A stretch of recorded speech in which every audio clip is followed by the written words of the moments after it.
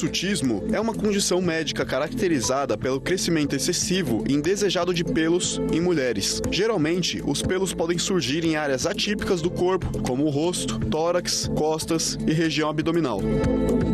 Embora a causa exata não seja sempre clara, acredita-se que seja principalmente devido a desequilíbrios hormonais, como o aumento dos níveis de testosterona. Além de causar constrangimento e baixa autoestima, o hirsutismo também pode ser um sintoma de condições subjacentes, como síndrome do ovário policístico. Portanto, é importante buscar orientação médica para um diagnóstico adequado e opções de tratamento.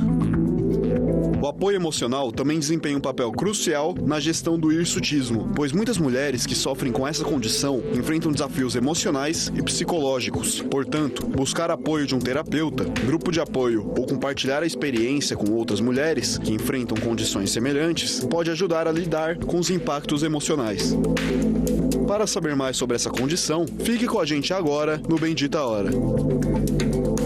A gente vai conversar esse assunto com o Dr. Daniel Bratan. Você sabe, quando você conhece o Dr. Daniel Bratan, o Dr. Daniel Bratan, ele é um endocrinologista, uma referência hoje no Brasil de reposição hormonal, de tratamento junto à medicina esportiva, a questão de emagrecimento, hipertrofia, tudo isso. Uma palavra muito abalizada e, como eu disse, muito séria mesmo. Seja bem-vindo, doutor. Obrigado, padre. Já é dono do programa. O senhor falar que o senhor era sócio, agora o senhor já é dono. Já é prazer estar aqui sempre. Doutor, eu queria, a questão do hirsutismo, eu acho que poucas pessoas já viram com esse nome, mas já viram, de repente, até mesmo pessoas que têm um crescimento excessivo de pelos, no caso da mulher. Essa é uma condição que acomete as mulheres, né? As mulheres. É o que eu falo, o homem, se ele tiver um aumento de pelo, vai passar 100% despercebido, né? O homem já tem uma quantidade de pelos muito maior do que a mulher. Agora, a mulher é muito sensível a isso, né? Então, quando a mulher começa a perceber que os pelos começaram a aumentar, né? E geralmente na região da face. Então, da face, né? Nos braços, a mulher tem pelos aumentados no braço, pelos na região pubiana começam a aumentar demais, né? Geralmente é sinal de alguma alteração, algum desequilíbrio. Nem toda mulher que tem aumento de pelos quer dizer que está com desequilíbrio hormonal. Por isso que cada caso precisa ser avaliado. Tem mulheres que, pela condição genética, já vão apresentar esse aumento de pelos. Isso não quer dizer que ela tem alguma disfunção, algum desbalanço hormonal. Geneticamente, de repente, a família tem isso? A família já tem muito isso. Então, isso é muito comum. Diz que as portuguesas têm muito, a mulher portuguesa... A mulher espanhola tem muito disso. Ela tem mais, né? Mulher grega também. Também, né? Também. Então, assim, existem algumas regiões da Europa que as mulheres já têm um aumento de pelo que é fisiológico dela. Fisiológico. É normal. Buço, às vezes é buço, né? O chamado buço, né? O buço, né? Então, isso é normal. Agora, o que a gente chama assim de uma condição patológica? Aquela mulher que nunca teve, né? Fala, eu sempre tive o braço, nunca cresceu pelo, meu rosto nunca cresceu pelo. E numa determinada fase ela percebe que esse aumento começa a ficar exorbitante. Então, isso geralmente está associado a uma característica patológica. Isso precisa ser estudado, precisa ser avaliado. Antigamente e claro, graças a Deus, acabou os freak shows, né? Os circos que tinha, e tinha a famosa mulher barbada. A mulher barbada, de repente, era uma patologia como essa. Provavelmente devia ser uma patologia, e geralmente eram mulheres mais obesas. E tá ligada a questão da obesidade. Tá ligada a questão da obesidade, porque uma das disfunções, né, que a mulher pode apresentar, que vai aumentar, que vai fazer com que os pelos aumentem, é a síndrome do ovário policístico. Né? Então, geralmente são mulheres que têm os ovários, né, com vários cistos, e esses cistos, né, eles não fazem a mulher ovular de maneira correta. Então, o que acontece? Geralmente essa mulher tem dificuldade para engravidar, ela tem ou às vezes ela nem ovula. É estéril? Chega a ser estéril? Chega a ser estéril porque dá para tratar e ela ficar equilibrada, mas muitas vezes ela não consegue engravidar num primeiro momento. E aí, nesse desbalanço hormonal, ela tem uma produção excessiva, né? Tanto do estradiol, que é um dos hormônios que o ovário produz, e da testosterona também. Então, o que faz crescer o pelo é a testosterona? A testosterona e o aumento excessivo do estradiol. Então, esse aumento excessivo do estradiol e testosterona faz com que esse pelo aumente. Com que os pelos aumentem. Então, assim, é que, na verdade, esses hormônios vão ficar acima do que é aquela condição fisiológica natural. Normal, né? Esses hormônios vão subir uma escala muito acima do que é o esperado. Então, isso faz com que tenha algumas repercussões. Não só o aumento de pelo. Né? Pelo aumento excessivo do estradiol também, e o aumento excessivo da testosterona, ocorre uma resistência à insulina. Com uma resistência insulínica, a mulher tem dificuldade para perder peso. Ela Por isso ela fica obesa. Por isso ela fica obesa, né? Porque o excesso de insulina, quando se cria uma resistência insulínica, né? Uma vez que a sua célula não consegue captar a glicose da corrente sanguínea, porque a própria célula está bloqueando a ação da insulina, por isso que é uma resistência insulínica, o cérebro, para não jogar essa glicose fora na urina, porque a glicose é como se fosse ouro para o seu organismo, ele transforma em colesterol e gordura. Então, essa mulher tem uma tendência a aumentar o peso dela. Por isso que um dos tratamentos para a mulher que tem síndrome do ovário policístico é você colocar essa mulher em atividade física, reduzir a resistência insulínica dela, né? Muitas vezes tem que usar algumas medicações, como por exemplo, a metformina, né? Tem que reduzir a insulina, então? Tem que reduzir o nível de insulina. Você tem que, na verdade, quebrar essa resistência insulínica. Mas hoje, se a gente for ver qual que é o padrão ouro para a gente baixar a insulina no corpo do paciente, a metformina é boa? Ela é boa, tanto que hoje... Metformina é esses remédios que tem por aí É o glifage. Glifage. É chamado uma medicação por diabetes 2. Só que eu sempre explico para o paciente, né? A metformina hoje é uma das medicações mais vendidas para o diabetes tipo 2, que é uma condição que o paciente tem resistência insulínica. Só que a atividade física, né? A alimentação adequada já por si só reduz a insulina.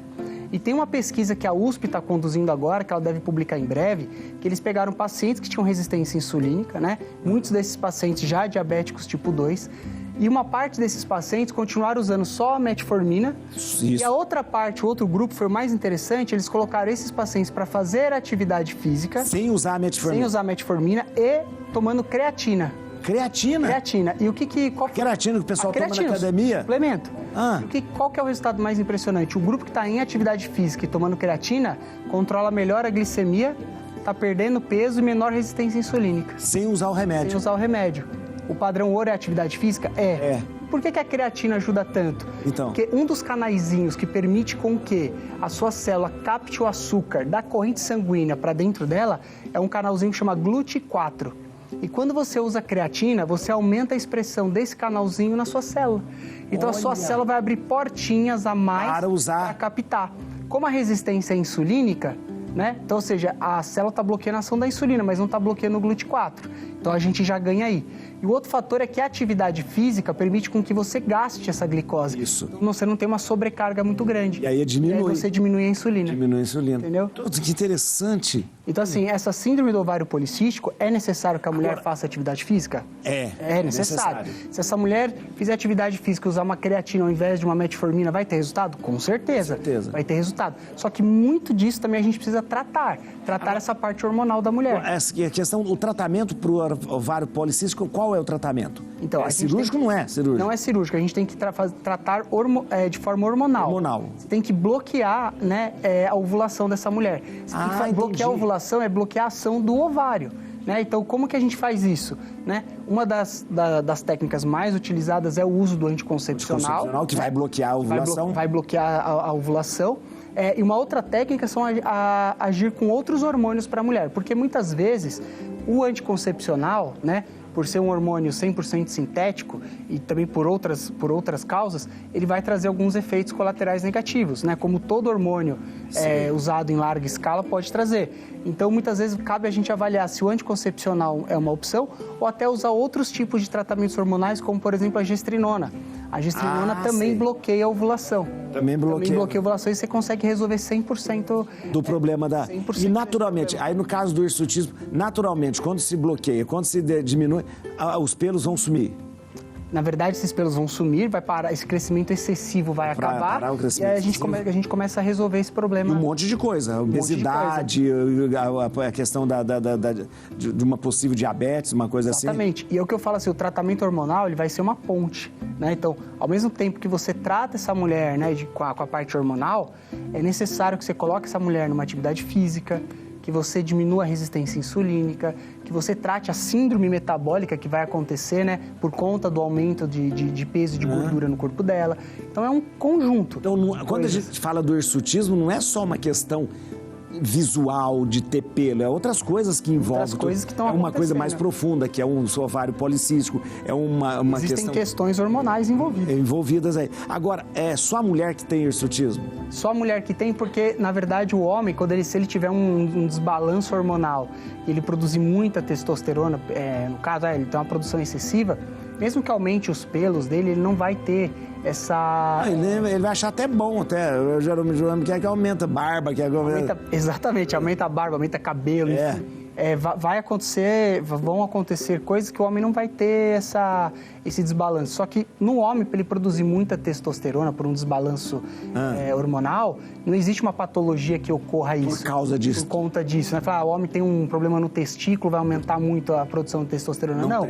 Geralmente o homem que tem um aumento da testosterona, geralmente ele está suplementando, está fazendo de alguma forma. O que a gente vê nos homens é o contrário. É o hipogonadismo, que é quando ele não produz, quando ele tem uma atrofia das glândulas que produzem um dos hormônios, a testosterona em si. Aí diminui a taxa. Diminui muito. E aí ele tem problema, né, na fertilidade, tem um problema de ereção, problema de libido. Aí entra a reposição para ele. Entra a reposição para ele. É quase que inerente você fazer isso. Até mesmo porque esse homem com baixa desses níveis hormonais, ele vai ter diminuição da densidade muscular, diminuição da massa óssea dele. E aí afeta a cardiovascular também? A parte cardiovascular dele vai ficar extremamente comprometida. Você aumenta o risco cardiovascular do paciente, né? Você aumenta o risco de uma osteopenia, uma osteoporose, tem uma série de outras coisas. O hormônio é muito importante, né? Nós vivemos à base de hormônios no nosso corpo. Que equilibra tudo. O doutor, no caso porque há também suplementação com mulheres com hormônio, com a testosterona. Exatamente. Então, essa testosterona não pode, de repente, causar aumento de pelo na mulher? Pode causar. Por isso que o tratamento hormonal com a mulher, né, você tem que ter muita cautela na quantidade de medicamento que você vai usar, o tempo de tratamento que você vai expor essa mulher. Entendi. E o principal, padre, se existe deficiência que você tem que repor. Porque se muitas vezes nós temos uma paciente que não tem deficiência hormonal e ela procura o uso hormonal por uma parte estética, olha aí, ela vai ter efeito colateral. Isso é quase que inerente. Porque... É diferente de mulheres, por exemplo, que eu trato com menopausa e você repõe a parte hormonal, você não percebe esses efeitos colaterais. Por quê? Porque elas têm deficiência. Você está fazendo com que aquele hormônio que está baixo, você está colocando ele no nível fisiológico. Quando a pessoa não tem deficiência e usa, né, você está colocando esse hormônio numa condição suprafisiológica, ou seja, além do que é fisiológico para o seu corpo. Isso traz repercussão. Isso não é também, não é o objetivo da reposição. Não é o objetivo do tratamento de reposição hormonal. Por isso que eu sempre explico para o paciente, terapia de reposição hormonal é uma coisa, anabolização é outra completamente diferente. Quando a gente fala em terapia de reposição hormonal, é pegar o hormônio que está no nível baixinho e devolver ele para um nível fisiológico. Normal. Não exceder. Não exceder. O que é terapia de anabolização? Seu nível hormonal já é bom, você não tem sintoma nenhum, você não tem alteração nenhuma, você vai subir ele para cima do que é fisiológico, por uma questão estética, por uma performance, por algo que não é patológico, entendeu? Algo que não é uma doença em si, não é uma repercussão física do seu corpo. Entendeu? Então, aí quando você começa a ir em qualquer médico, aí os médicos começam a fazer maluquice. Doutor, a gente está falando sobre hirsutismo, que é essa condição que, né, se faz a pessoa crescer os pelos. Uma pessoa, a pessoa está assistindo a gente agora, de repente o que ela pode notar nela que ela fala, será que eu tenho isso? Não é só simplesmente o aumento de pelo, não é? Ou então um pouco de aumento de pelo, né? A principal característica é ela perceber locais que ela não tinha pelo em excesso, que está crescendo mais. Então, o que a gente mais explica, né, na mulher, região da face, na região dos braços. E aquela região pubiana que está aumentando de forma excessiva, tá além do que era o comum para essa mulher. E ela percebendo o quê? Que ela pode estar tendo um aumento de peso, né, ou tendo dificuldade para perder peso. Então, isso muitas vezes pode revelar um distúrbio hormonal, né? Porque o hormônio em falta, ele causa problemas, mas em excesso ele também vai te causar problemas. Agora, não é hereditário esse problema? Tem questões que são hereditárias, mas tem questões que a gente fala assim que a mulher desenvolve ao longo da vida. Né? Então, assim, por exemplo, a síndrome do ovário policístico ainda não tem uma causa pré-estabelecida. Muitas vezes, mulheres que têm síndrome do ovário policístico, as mães não tinham, né? Se pesquisa, a mãe não tinha, a avó não tinha, aquela paciente apresentou essa alteração. Então, não é uma regra, eu tenho ovário policístico, minha filha vai ter? Não é uma certeza, não é algo que a gente consegue prever. Mas não existe uma causa ainda definida.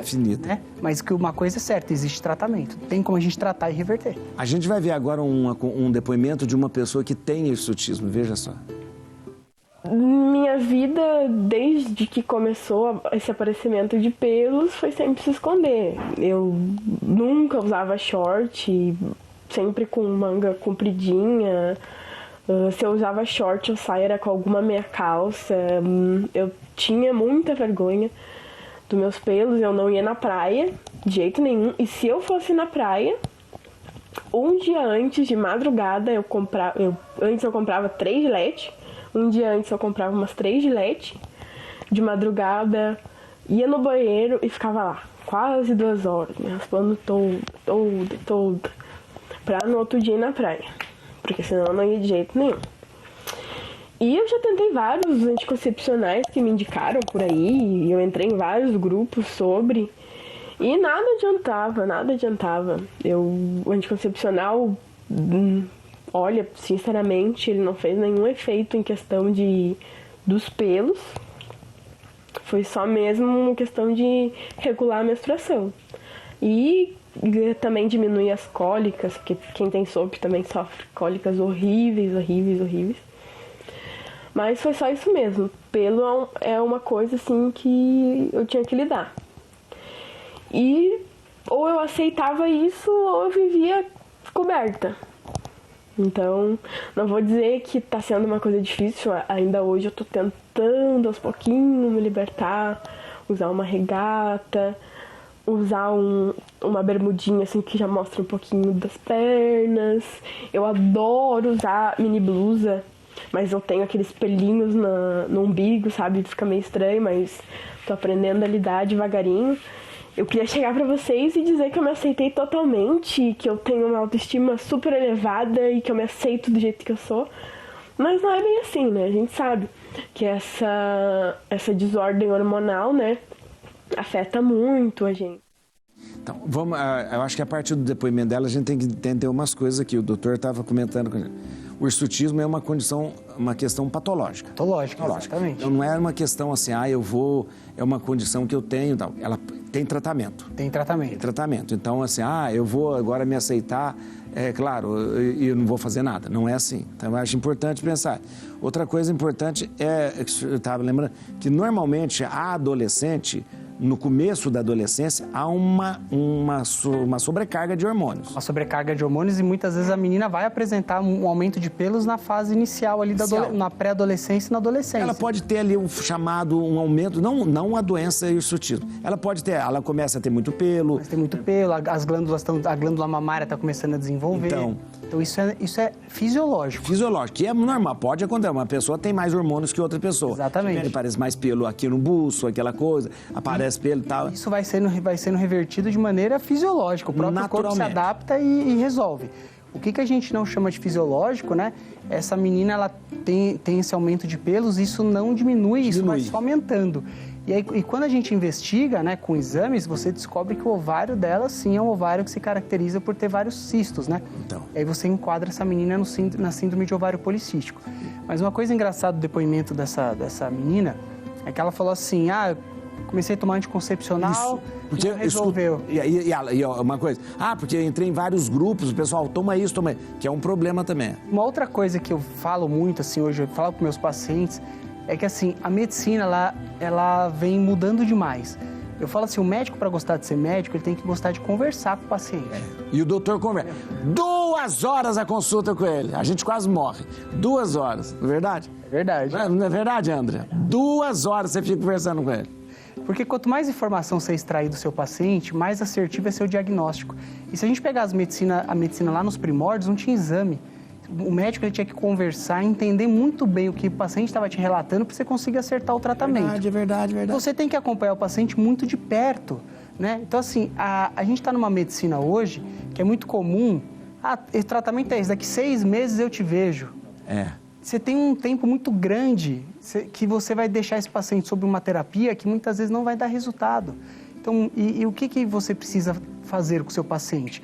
Uma paciente mulher que tem síndrome do ovário policístico, que você vai optar por um tratamento com anticoncepcional, você também tem que englobar as outras frentes de tratamento. Porque não é só uma coisa. Não é só uma coisa. Tem que ajudar essa menina a perder peso? Tem. Tem que resolver a resistência insulínica dela? Tem. A atividade física vai ser essencial? Vai.